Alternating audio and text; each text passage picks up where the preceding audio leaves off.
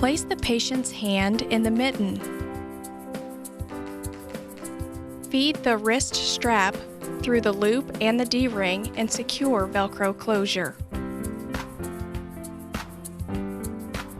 For the mitten with the additional C-wave buckle, take the end of the excess strap and feed it through the C-wave buckle. Pull the strap to tighten and secure the buckle. Codel pad on the inside of the mitten at D-ring helps protect bony prominences when mitten is secured around the wrist.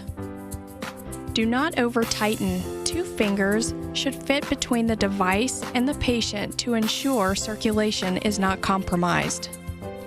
To inspect finger circulation, unfasten the Velcro tab and pull back the inspection flap.